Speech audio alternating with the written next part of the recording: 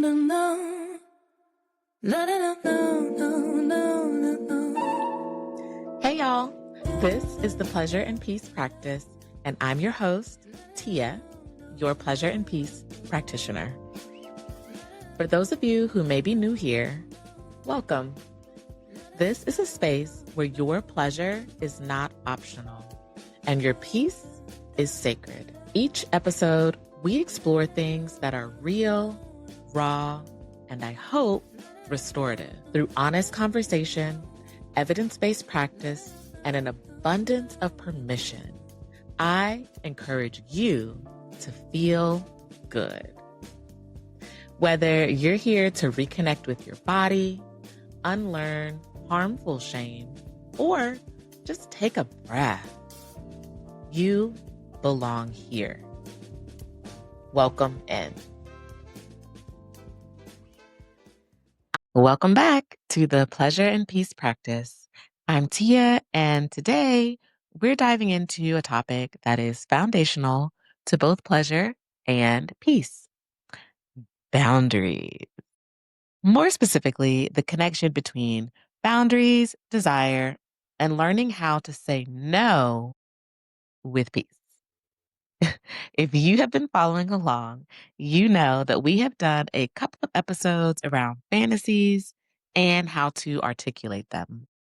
Today, I thought it would be good to ensure we also know how to set appropriate boundaries and say no with peace. I want to start with a question.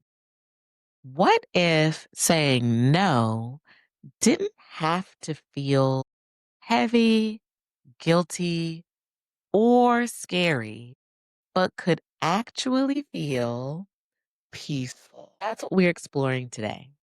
And if you recall from earlier episodes, peace has to do with what we feel inside of us.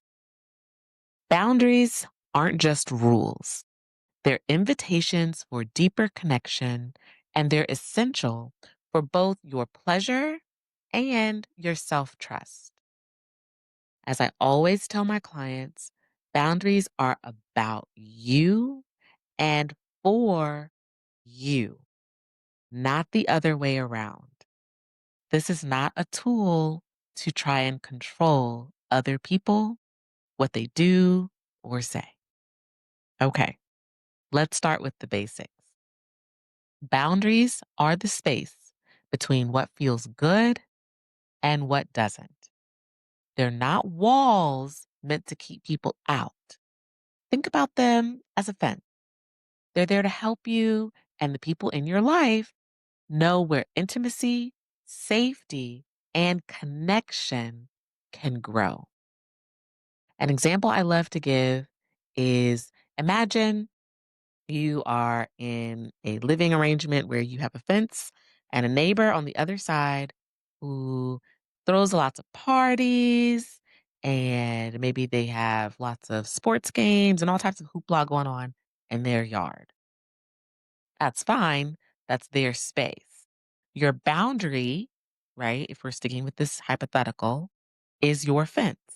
So while it might not keep out all of the noise, you have the right within your property line to put up maybe some soundproof trees, right? You have the right to go inside of your house, all of those things on your side of the fence. This is the same thing as a boundary. You have the right to do whatever you want to do on your side, which can help foster connection between you and your neighbor, right? When they're not having their parties and doing whatever they're doing, maybe you guys talk over the fence. Maybe you sometimes let them over into your yard. Maybe you go over into their yard. That's the concept. Think about it this way. When you are clear on your boundaries, people don't have to guess. When you're clear on your fence, on your property line, people don't have to guess. And you don't have to silently suffer through situations that drain you. You can go inside of your house, for example. Boundaries create clarity, and clarity creates peace. Everyone's boundaries look different. Some are physical, some are emotional, some are sexual. Here's the other thing about boundaries, they're not static. These things can shift over time. That's normal and it's really healthy because as we grow and as we learn and as we transform, it makes sense that our boundaries would shift with us. Now, once we're clear on our hypothetical fences, we can start connecting. Here's where boundaries and desire meet. Desire requires safety. Without boundaries, desire can get tangled up in obligation, guilt, performance, even. You can't truly want something if you feel like you can't say no to it. This reminds me of a question from Adrienne Marie Brown's book. The question is, are you satisfiable? We want the answer to be yes. We want for there to be a point where you say, I have had enough. I am content. This is the same concept. To have a true yes, you must also feel free and able to say no. Boundaries protect desire. Saying no to sex when you're exhausted makes your future yes more meaningful. Saying yes only to touch that feels good builds trust. Saying no in some areas creates more energy, increases the bandwidth for areas where you really want to say yes. Now, let's talk about the hard part, saying no. Why is this so difficult? For many of us, it's a fear of rejection, people pleasing, maybe even some guilt. We've been conditioned to think that a no is harsh or selfish in some way. But here's the reframe, saying no is not rejection, it's redirection. It's pointing you and the other person toward connection that is authentic rather than forced. Saying no with peace keeps the door open for real intimacy. Here are a few practical tools. Number one, pause and check in. Notice body signals before responding. Maybe there's a tight chest, stomach in knots, any tension. That usually signals a no. Feeling warmth and openness within your body usually signals a yes. And I say usually because sometimes our bodies can be in fight or flight and they're not reliable, right? So I always recommend if you feel that you are in a situation that you can't trust the signals your body's sending, to try and work that out one-on-one with a therapist so that you can learn to trust yourself again. But generally, right, these are signals that we can trust. Okay. Number two, a gentle no.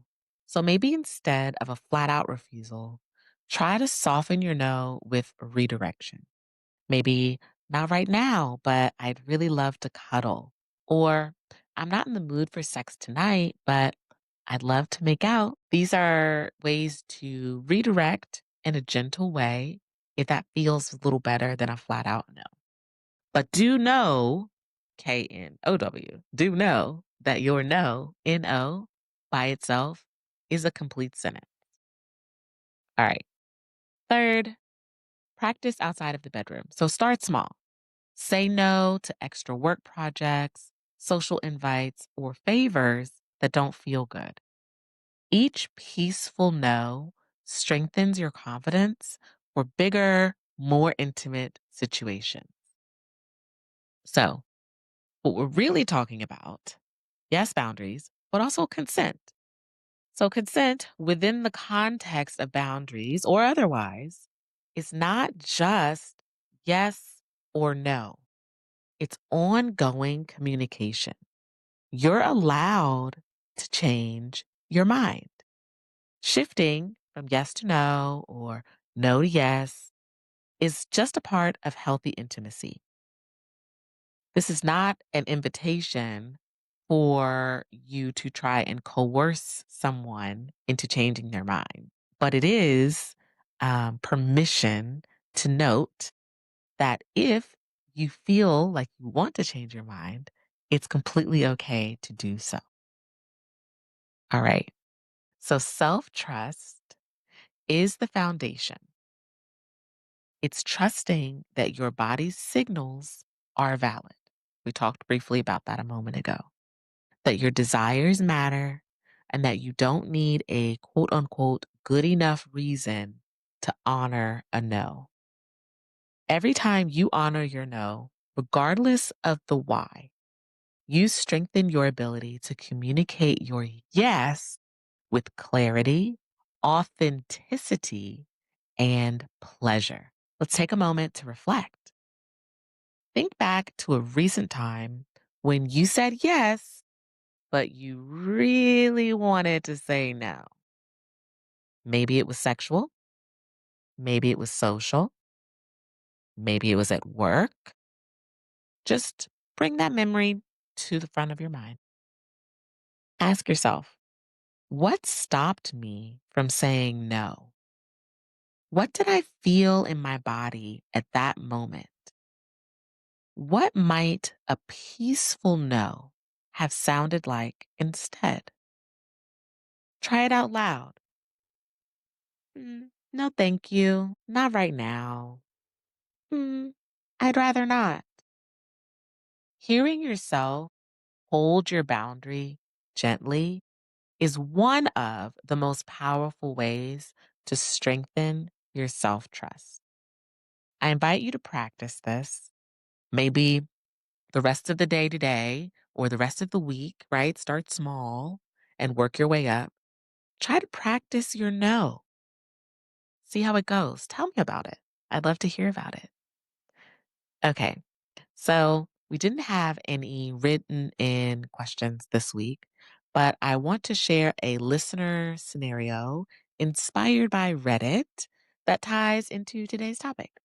So I've been dating someone for a while now, and I've started to realize that I have certain boundaries I need to communicate.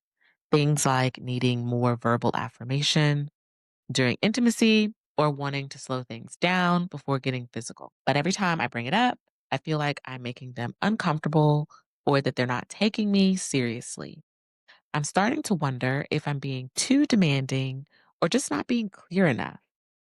How do I know if I'm setting healthy boundaries or just pushing them away? What I want to say is first, try naming the need behind your boundary. For example, I love it when you show me you're excited. Hearing it makes me feel desired. You can also experiment with small asks. So, asking for verbal affirmation when things start to feel overwhelming. So, little steps build comfort. Finally, and this is the exact same advice I gave the listener submitted question last week, reconnect outside of the bedroom. Leave playful notes, share fantasy, try to bridge intimacy without the pressure. Let's normalize wanting to feel desired and crave. You are valid, and the way you feel is valid. Your boundaries and fantasies are signals, not demands. Honoring them strengthens your self trust and your pleasure. So, today we covered boundaries, protecting desire, saying no with peace, strengthens self trust, and consent is ongoing. The more you honor your no, the more your yes becomes powerful, authentic, and pleasurable. I encourage you to notice your body's signals, practice saying no gently, and celebrate your yes when it comes, because it will. Boundaries aren't the enemy, they're the foundation of deeper intimacy.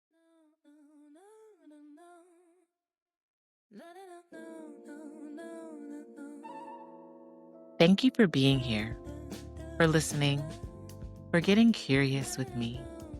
Whether it's a question, a story, or a truth, still finding words, this space is for you.